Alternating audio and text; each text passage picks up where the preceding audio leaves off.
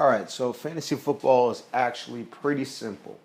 The point is to assemble a team filled with players in the NFL, and your team will go head to head against other teams. Each positive statistic that that player accumulates over the course of the game is awarded points. Conversely, negative statistics that the player accumulates results in negative points. So, your goal is to populate your team with the best player possible at each position based on the draft. Now, in order to draft, you're going to go over to your home screen, and 30 minutes before the draft time, you'll be able to enter in a draft lobby.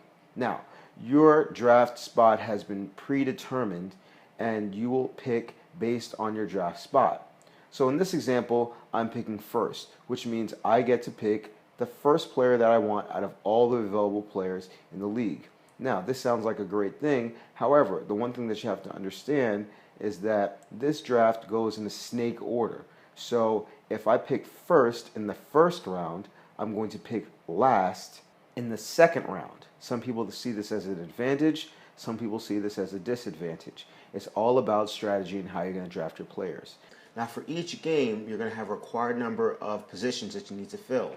You're going to have to fill one spot for a quarterback, one for a wide receiver, one for a running back, one for a tight end, and then 2 slots for any additional offensive position. So it can be a wide receiver, a quarterback, a running back, or a tight end, so that you have flexibility on who you decide to play. You'll also have to draft 1 kicker, 1 defensive team, and 1 defensive player.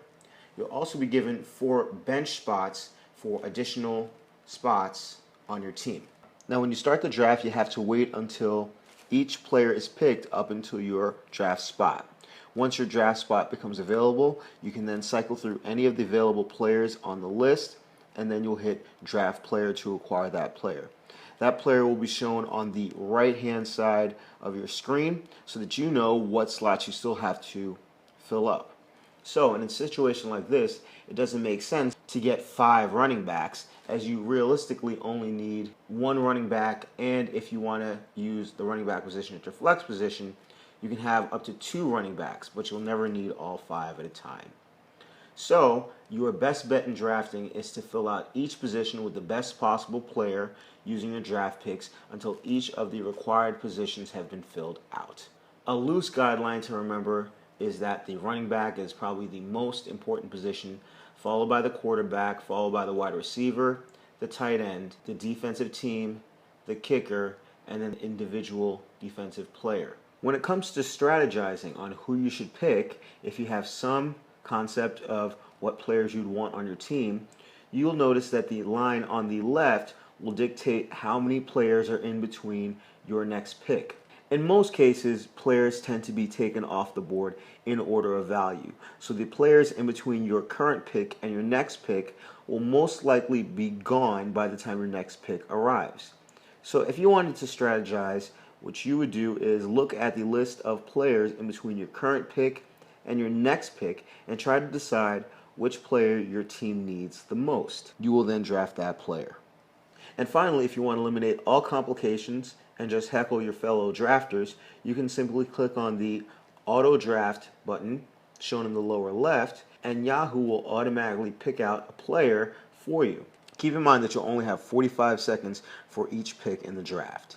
Your goal will be to fill out your entire roster with as many good players as you can, and you will then play these players during the season.